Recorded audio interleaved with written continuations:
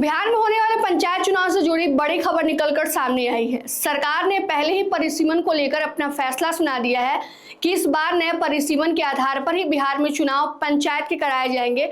लेकिन इस वक्त जो है एक और बड़ी खबर निकलकर सामने आई है चुनाव से जुड़ी हुई कि अगर नए परिसीमन के आधार पर चुनाव कराए जाते हैं तो तमाम पंचायतों के नाम जो है वो बदल जाएंगे। नाम क्यों बदलेंगे, किस आधार पर बदलेंगे और इसके पीछे की मंशा क्या होगी, सब कुछ आपको इस खबर में विस्तार से बताएंगे। नमस्कार, मघी न्यूज देख रहे हैं आप, मैं हूं आपके साथ स्नेहा। बिहार में इसी वर्ष जो है बिहार पंचायत चुनाव होने वाले हैं।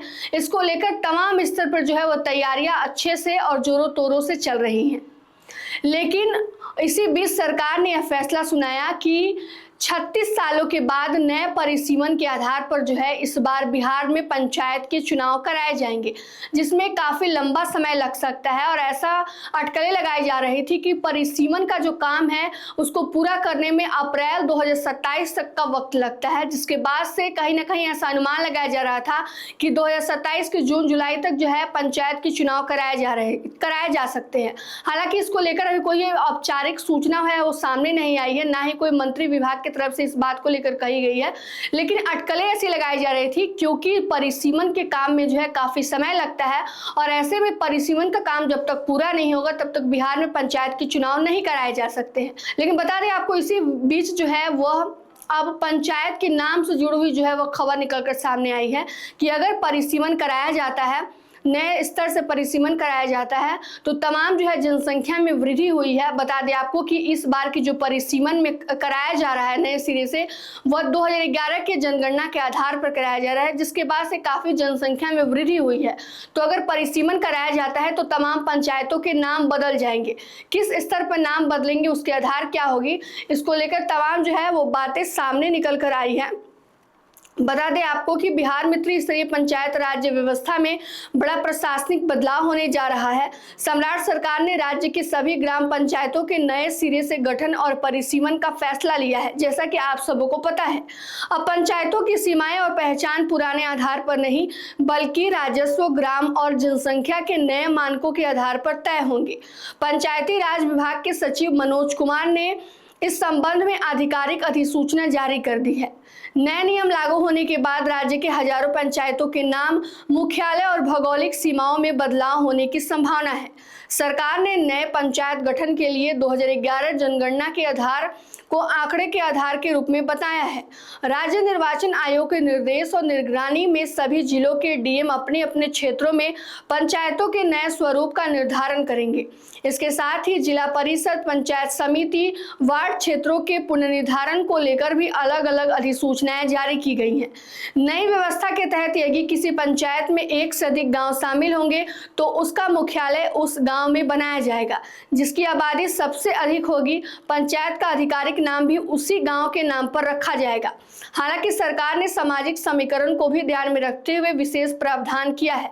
यदि किसी पंचायत क्षेत्र में SC, ST और OBC वर्गों की संयुक्त आबादी यानी कि 50% से अधिक आबादी है तो मुख्यालय उस गांव के नाम से बनाया जा सकता है जहां इन वर्गों की जनसंख्या का अनुपात सबसे अधिक होगा।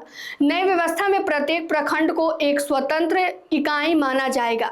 पंचायत क्षेत्रों की सीमाओं का निर्धारण उत्तर पश्चिम दिशा के रूप में शुरू होकर दक्षिण पूर्व दिशा तक किया जाएगा।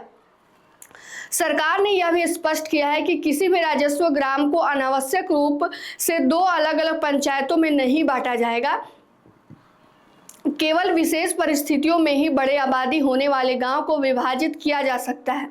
पंचायतों की नई सीमाएं तय करते समय प्राकृतिक और स्पष्ट सीमाओं का भी ध्यान रखा जाएगा। सड़क, मुख्य सड़क, रेलवे लाइन, नदी, नहर और बड़े सार्वजनिक संस्थानों को सीमा निर्धारण का आधार बनाया जाएगा ताकि आम लोगों को पंचायत क्षेत्र की पहचान में परेशानी ना हो। पूरी प्रक्रिया की निगरानी के लिए प्रमंडलीय आयुक्तों को जिम्मेदारी दी गई है। सरकार का यह फैसला सिर्फ पंचायतों के नाम बदलने तक सीमित नहीं है। नए परिसीमन से पंचायतों की प्रशासनिक संरचना, वार्ड गठन, आने वाले चुनाव की राजनीति पर भी सीधा असर पड़ेगा। सरकार का दावा है कि आबादी और प्रशासनिक जरूरतों के हिसाब से पंचायतों के पुनर्गठन से स्थानीय शासन मजबूत होगा होगा और विकास योजनाओं का बेहतर तरीके से क्रियान्वयन हो सकेगा। हालांकि पंचायतों की सीमाओं और नामों में बदलाव के बाद ग्रामीण इलाकों में नई राजनीतिक गोलबंदी भी देखने को मिल सकती है। अब सबकी नज़र इस बात पर होगी कि नए परिसीमन से बिहार की जमीनी सियासत में कितना बदलाव आता है। बता दें आपको कि अब जो नए परिसीमन के आधार पर चुनाव कराए जाएंगे, जिससे ग्राम पंचायतों के नाम बदल जाएंगे और किस आधार पर पंचायतों के नाम बदलेंगे यह भी हमने इस वीडियो में आपको बताया है। लेकिन उससे भी पहले और उससे भी ज़रूरी बात हम आपको बता दें कि लगातार पंचायत चुनाव को लेकर तैयारियां जो है वो जोरों तोरों से चल रही हैं। लगातार उम्मीदवार जो है वो भी अपनी उम्मीदवारी को लेकर अपने स्तर से प्रयास कर रहे हैं और इस बार जो है नया आरक्षण रोस्टर भी लागू किए जाने वाला है, जिसमें कई लोगों की उम्मीदवारी तय होगी तो कई लोगों की उम्मीदवारी जो है वो छिन जाएगी। इसको लेकर भी लोग जो है परेशान हैं और लगातार जो है कोशिश कर रहे हैं कि किस प्रकार से जो है समय पर चुनाव हो जाए और वे अपनी उम्मीदवारी पेश कर सके। और इसी बीच जो है अब सरकार भी पंचायत चुनाव को लेकर तैयारियां शुरू कर दी है, जिसमें यह बड़ी खबर निकल कर सामने आई है कि नए परिसीमन के आधार पर अगर चुनाव होगा तो तमाम जो पंचायतों के नाम बदल जाएंगे, उनकी भौगोलिक स्थिति बदल जाएगी, जिसका साफ असर तमाम लोगों पर देखने को मिलेगा। हालांकि सरकार ने लोगों की सहूलियत का पूरा ध्यान रखते हुए इस काम को करेगी, उन्होंने ऐसा कहा है। फिलहाल की इस खबर में इतना ही। तमाम अपडेट के लिए जुड़े रहिए हमसे और देखते रहिए मगही न्यूज। धन्यवाद।